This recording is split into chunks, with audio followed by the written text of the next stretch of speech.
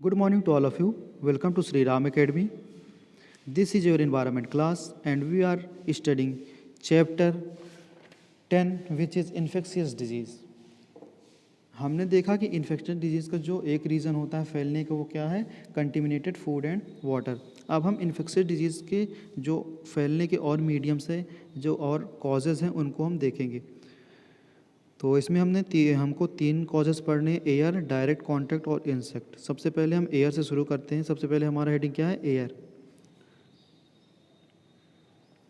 Disease such as measles, influenza, chickenpox, tuberculosis, whooping cough and diphtheria spread through air. ये जो disease दिए हुए हैं, measles, influenza, chickenpox, tuberculosis, whooping cough, diphtheria, ये किससे फैलता है, एयर से फैलता है. व्हेन अ सिक पर्सन कफ, जब भी कोई बीमार आदमी क्या करता है, छींकता है, खांसता है या फिर थूकता है, he she spread germ into the air. तो उसको जो ड्रॉपलेट्स आते हैं, वाटर ड्रॉपलेट्स माउथ से बाहर आते हैं, उसके थ्रू क्या होता है, जो जर्म्स उसके अंदर रहते हैं क्या हो जाते हैं, बाहर आके एयर में मिक्स हो जाते हैं. और when healthy person breathe it in this contaminated air, और जब भी हेल्दी पर्सन इस कंटिमिनेटेड एयर को ब्रीथ करता है तो क्या होता है, वो जर्म उसकी बॉडी में चले जाते हैं और उसे क्या करते हैं, बीमार करते हैं. इसीलिए आपको क्या बोला जाता है कि अगर आप बीमार हैं, सर्दी जुकाम है, कुछ भी है, तो आपको छींकते वक्त या खांसते वक्त क्या करना चाहिए, रुमाल का यूज़ करना चाहिए, मतलब माउथ को रुमाल से कवर करना चाहिए. उसके बाद जो नेक्स्ट है हमारा डायरेक्ट कॉन्टैक्ट. डायरेक्ट कॉन्टैक्ट मतलब किसी को डायरेक्टली टच करना. Disease such as ringworm, small pox, measles,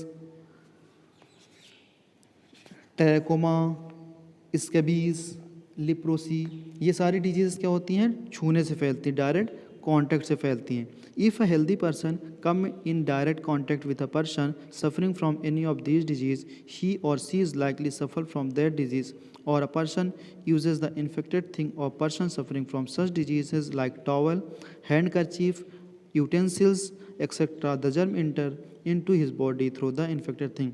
अब अगर कोई भी ये जो जिस पर्सन को ये सारी बीमारियां हैं वो किसी आदमी के डायरेक्ट कांटेक्ट में आता है, या फिर कोई भी हेल्दी पर्सन ये इन्फेक्शियस पर्सन के, जो पर्सन बीमार है उसका यूज़ किया हुआ टॉवल यूज़ करता है, या फिर उसका यूज़ किया हुआ बर्तन या फिर हैंड कर्चीफ यूज़ करता है, तो क्या होते हैं, ये जर्म्स उस ऑब्जेक्ट्स के थ्रू या डायरेक्टली पर्सन के थ्रू उसको ट्रांसफ़र हो जाते हैं और वो क्या हो जाता है, बीमार पड़ जाता है.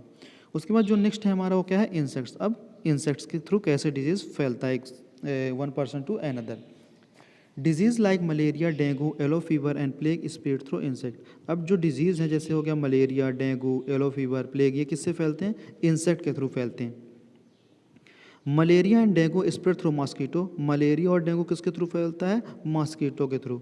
How where only a certain type of mosquito spread this disease.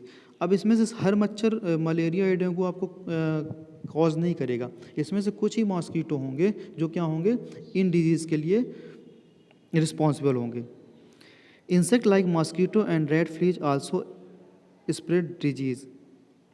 जैसे मॉस्कीटो हो गया, रेट हो गया, ये सारे क्या करते हैं, बीमारी स्प्रेड करते हैं, डिजीज़ स्प्रेड करते हैं. When a female anopheles mosquitoes bite a malaria infected person and suck his blood, it also take the germ of malaria unknowingly. मतलब अगर कोई भी पर्सन है वो मलेरिया से सफ़र कर रहा है और फीमेल एनोफिलिस मॉस्किटो उसके ऊपर बैठता है और क्या करता है, उसके बॉडी से वो ब्लड सक करता है, तो उसके साथ मलेरिया के क्या होते हैं, जर्म्स भी उसके ब्लड के साथ आ जाते हैं. और जब कभी ये हेल्दी पर्सन को बाइट करता है ये मॉस्किटो, तो वो जर्म्स क्या हो जाते हैं, हेल्दी पर्सन के बॉडी में इंटर कर जाते हैं और क्या करते हैं, उसको बीमार कर देते हैं, उसे भी क्या हो जाता है, मलेरिया हो जाता है. This way it spread malaria from one person to another. इसी प्रकार क्या करता है ये फीमेल जो एनोफिलिस मॉस्किटो है, ये क्या करता है, मलेरिया को एक पर्सन से दूसरे पर्सन में स्प्रेड करता है, फैलाता है. Aedes mosquito spread dengue in the same way. इसी तरह क्या होता है, एडीज मॉस्किटो क्या करता है, डेंगू को फैलाता है. Plague is spread by red fleas. Plague किससे स्प्रेड करता है, रेड फ्लीज से.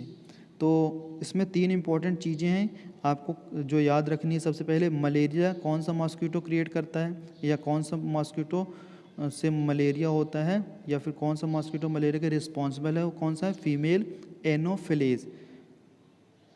डेंगू के लिए कौन सा मॉस्किटो है, एडीज. और प्लेग किससे फैलता है? रैट से। तो ये सारी चीज़ें थी। आई होप आप सभी को सारी चीज़ें प्रॉपर तरीके से समझ में आई होंगी। नेक्स्ट टॉपिक हम नेक्स्ट क्लास में कवर करेंगे। Thank you and have a nice